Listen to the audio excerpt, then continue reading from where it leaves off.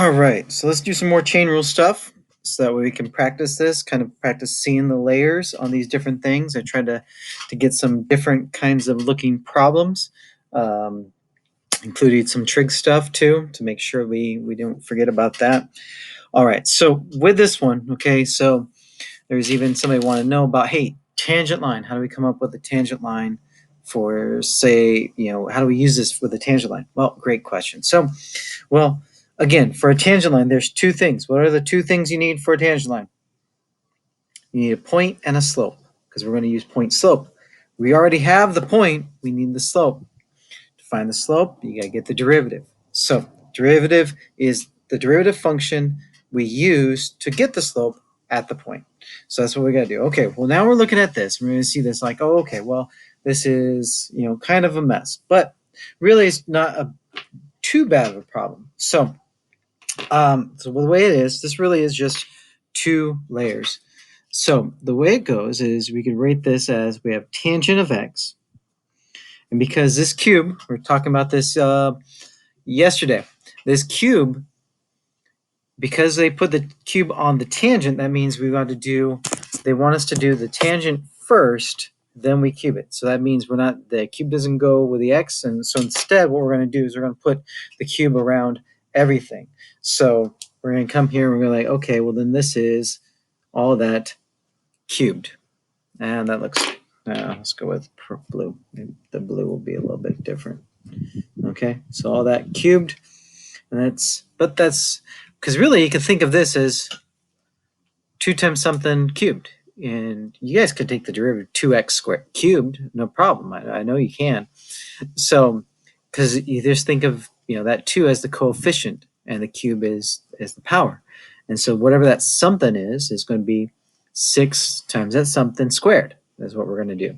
So, all right, so this right here then is our y. Okay, that's what y is. We haven't taken any derivatives yet. We just put some parentheses on. All right, so remember, dy over dx is another way that we can write the derivative. So dy over dx is going to be, all right, well, we take, again, the derivative of the outside first. Well, so that's the blue part. So we're going to take the derivative of that. And we already talked about that. That's 6 times something squared.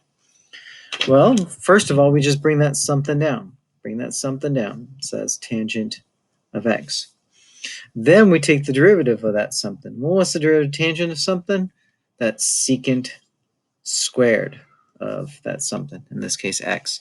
And technically too, if you want to do this again, because that x right there is, I guess, suppose the most inside thing, you could also multiply this by 1, but we don't need to. So in case you were wondering about that, the answer is yes. All right.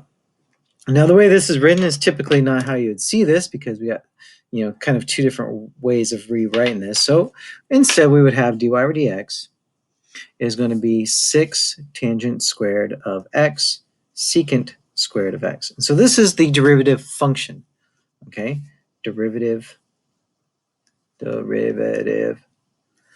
function. Okay, that's the derivative function. That's what that is. So if we want to, now we're going to use the derivative function. This is not the slope. We use this to find the slope. Okay, I don't know how many times I can stress this. Yeah, I don't know. Maybe I'll just have to, write like 1,000 sentences of the derivative function is not the slope. It is used to find the slope. Maybe we'll do that. That might be an assignment. Because people screw that up all over the world all the time. And so I just want to make sure we don't do that thing. Okay, so our slope, though, we find by evaluating the derivative at the point. And so what we could do is we could write this. This is this line right here, this vertical line means evaluated. Okay, this is evaluated at, and so then what we're going to do is we're going to take that and we're going to put our point in there. So it's going to be pi over 4 comma 2. We'll write it down there like that. That's how we write this. So this is evaluated at pi over 4 comma 2. Now you might look at that and be like, what's that about? Why do we have to y? Well, you'll learn all about that when we talk about implicit differentiation. So you want to know what that is. When we're going to see that, just turn a couple of pages, because that's section 2.5. But So we're going to evaluate our derivative at this point. Now, our derivative is just a function of x, so we're only going to need to plug in the pi over 4, but just to kind of get the hang of doing that. So this then will equal 6, and so then what this means is now we're going to change all the x's. Instead of putting an x, we're going to put pi over 4. So now we have tangent squared of pi over 4, secant squared of pi over 4. All right, so that's 6 times tangent of pi over 4 is 1. You should know this one. Tangent of pi over 4 is 1. If you know all the unit circle stuff for sine and cosine, good. Now learn all the tangent ones. If you don't know all the stuff for all the unit circle stuff for sine and cosine, then you should feel bad about yourself because that's something that you need to know. All right, you need to know what those are. Okay, so secant now is the reciprocal of cosine. So cosine then of pi over 4, again, you should know this one automatically. And that's going to be radical 2 over 2. Or another way to put it is 1 over radical 2. But the secant's the reciprocal of that. So the reciprocal of 1 over radical 2 is just radical 2. So this is radical 2 squared. And so these squares, you can see where these squares go. This one goes there and this one goes there. So again, we're doing the trig stuff before we do the exponents that Patem does. Remember that I shared with you. So now, 1 squared is 1. Okay, so 6 times 1. Radical 2 squared is 2. And so our slope comes out to be 12. So now our slope is 12. We have that point. So we put that into our equation. Y equals m times x minus x1 plus y1. X minus x1, which is pi over 4. And that's okay if we have irrational numbers.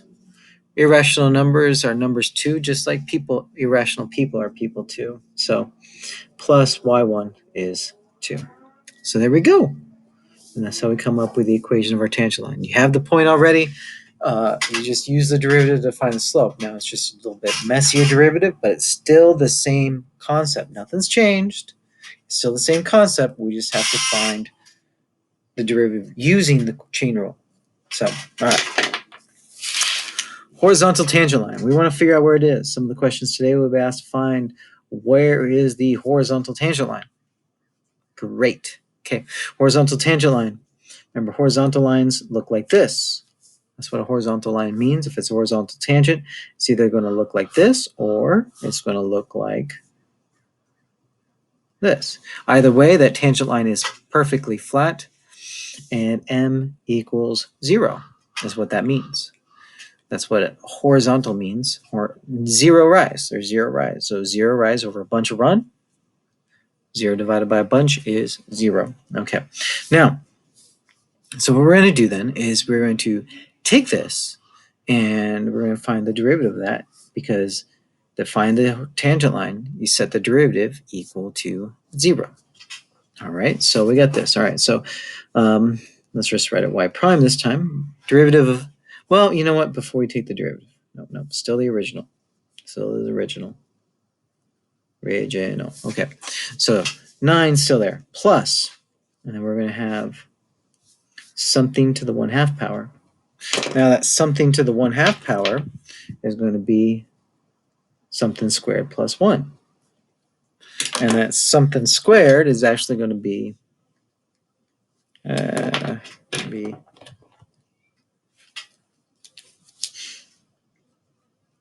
x minus 2. Okay?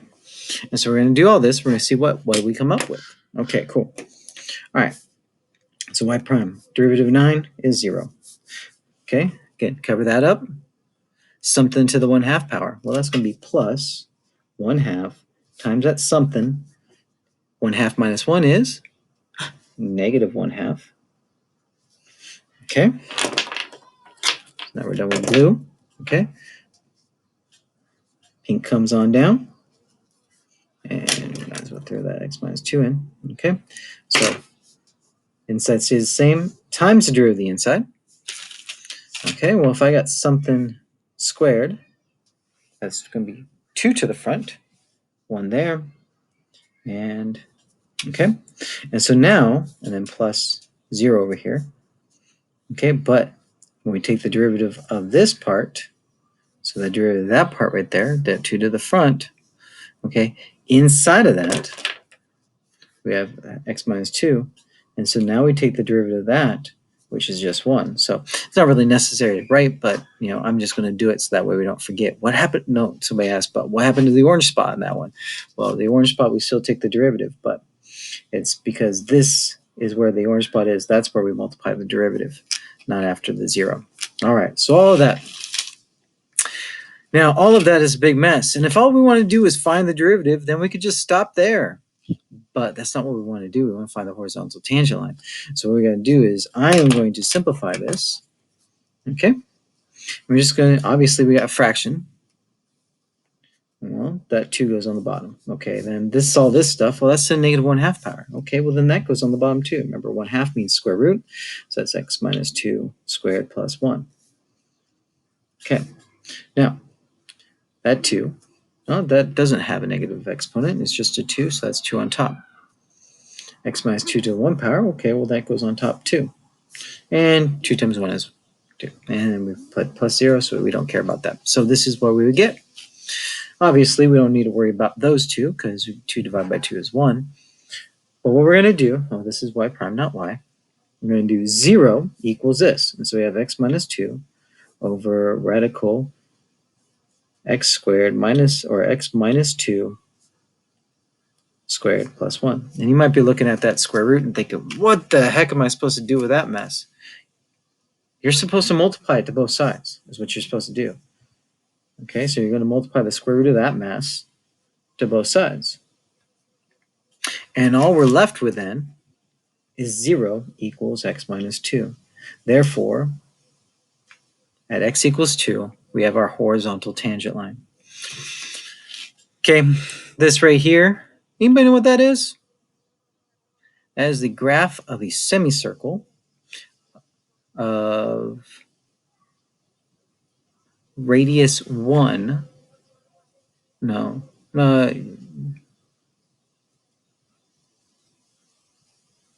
Yeah, actually it should be minus, huh? Whatever. Okay, not a big deal. So, delete that part. Okay, so, all right. So that's what we want to do. Okay, this is where it happens.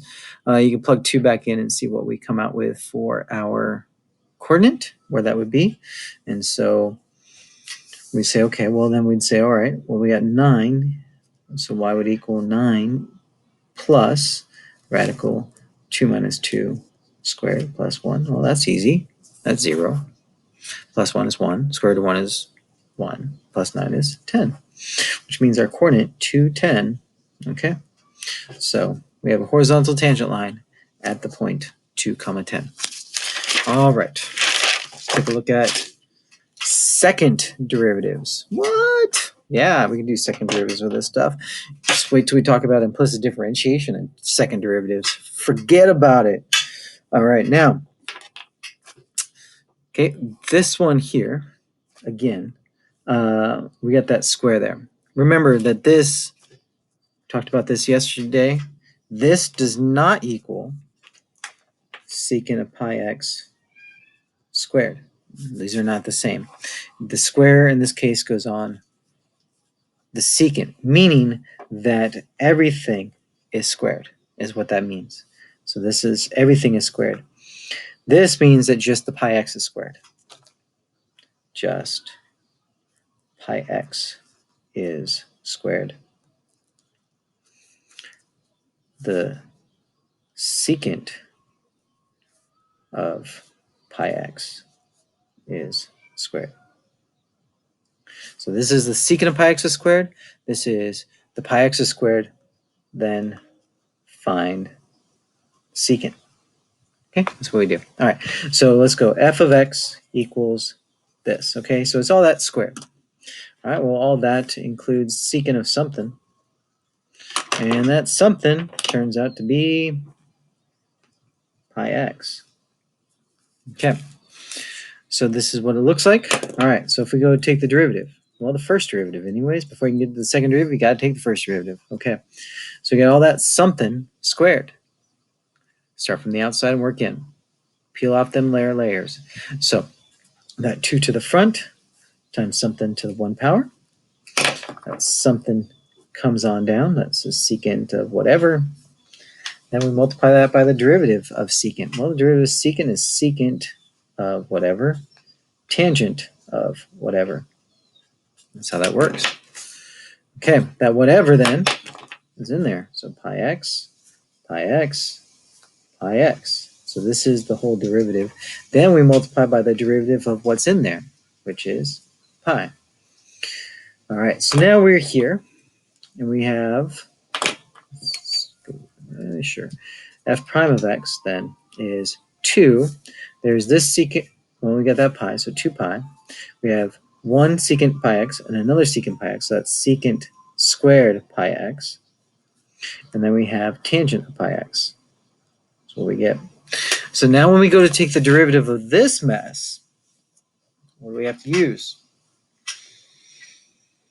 Product rule with a chain rule inside of it. Yeah, super fun. Okay, just take it one step at a time. All right, don't freak out. Just take it really slow. So I have double prime of x. Remember, first part stays the same. So I would break it apart like this. This is just the coefficient of whatever it is. So I'd break it apart like this. We'd have this one, and we'd have this one. Okay, those are our two parts. So if you want to think f and g, fine. U and v, fine. Whatever. Okay, those are the two parts. All right, so now we have 2 pi secant squared pi x. Okay, so that's f, stays the same. Then we take the derivative of this. In order to take the derivative tangent of pi x, remember that pi x is inside. So take the derivative of the tangent of whatever. Derivative tangent of whatever is secant squared of whatever. Okay, and then inside, then we take the, so then that's pi x, and then we take the derivative of what's inside there, which is pi. All right, then it's plus, because it's product rule, we're not done yet. All right, then this stays the same. The tangent of pi x stays the same right there, so that stays the same. Okay, and now we got this, 2 pi secant squared of pi x. Oh man, that's a mess, but we already did it. Remember, we started off. What is the secant of pi x? What's the secant squared of pi x? Derivative of secant squared of pi x?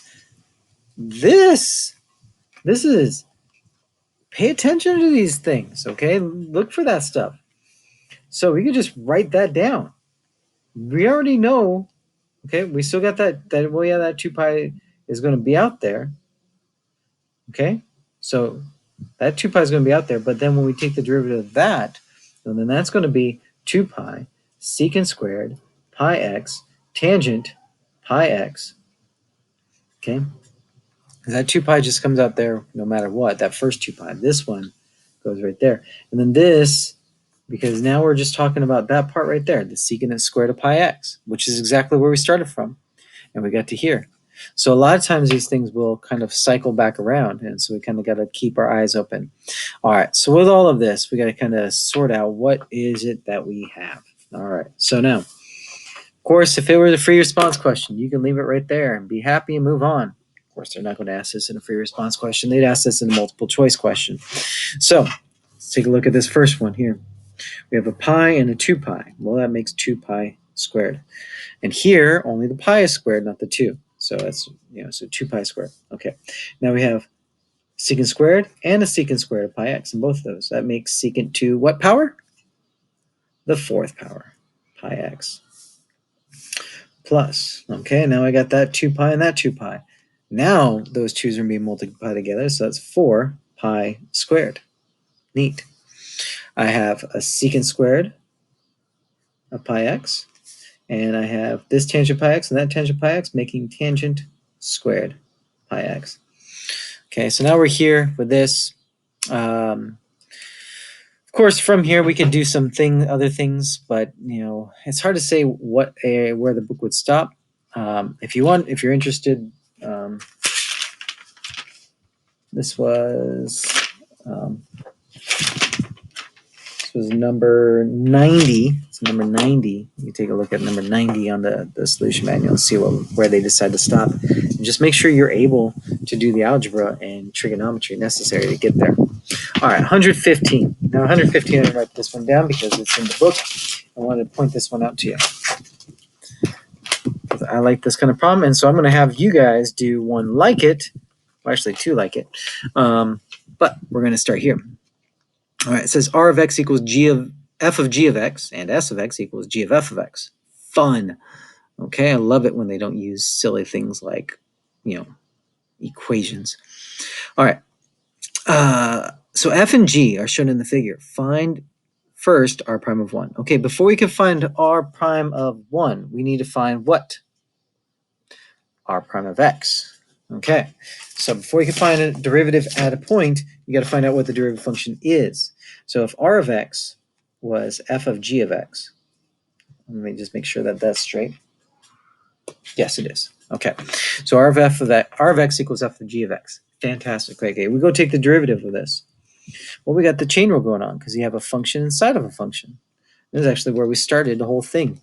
So we take the derivative of the outside. Well, the derivative of the outside is f prime of whatever we got. So f prime of whatever.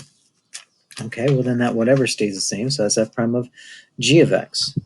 And then we have times the derivative of that, which is g prime of x. All right, so this is r prime of x. R prime of x equals f prime of g of x times g prime of x.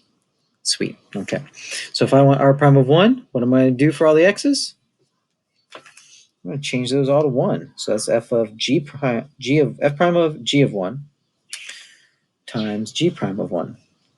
Okay, so we got two things going on here. We got g of 1 and we got g prime of 1. Well, how we can find those? Well, we're going to look at our graph. So g is the top one. G of 1 is, oh, that's 4. G of 1 is 4. Cool. So g of 1 is 4 right there. That's what g of 1 is. G of 1 is 4. That's what g of 1 is. But that's still in the f prime. Okay, times g prime of 1. Well, how can you use a graph to figure out what the derivative at the point is? Especially if you got a bunch of, got a linear piecewise function like this. Well, you look at the slope at that point on that graph. So we look at the slope at 1 on the g function. Well, it's flat, which means the slope is 0.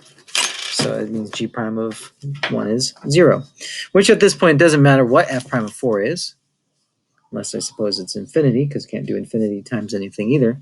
It's just so. But just for kicks, f prime of 4, well, what we got here, right here? Well, I don't know, because it's hard to say. It's in the middle there. Come on, son. You passed Algebra 1. You know that if we got a straight line here, that's just rise over run. And so we count up from 2 to 0, see what the rise is to get to 6, 5. Well, the rise is 5.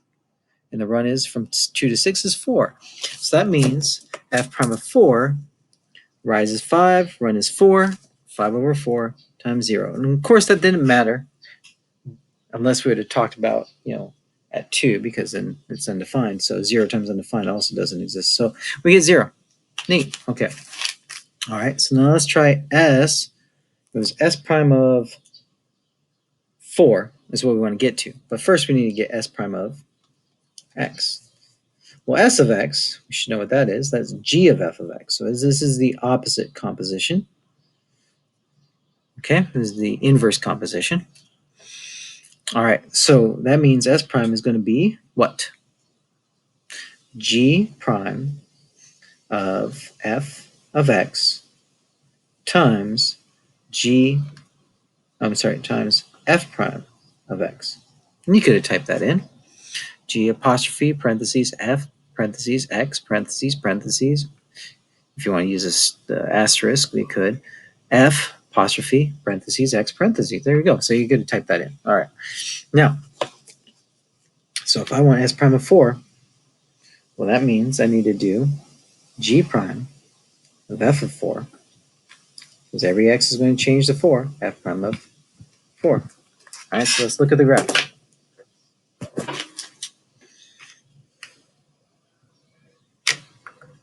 Okay, talking about f, okay, f and 4. All right, so with this one, kind of hard to tell what's going on at 4, maybe. But again, what was the...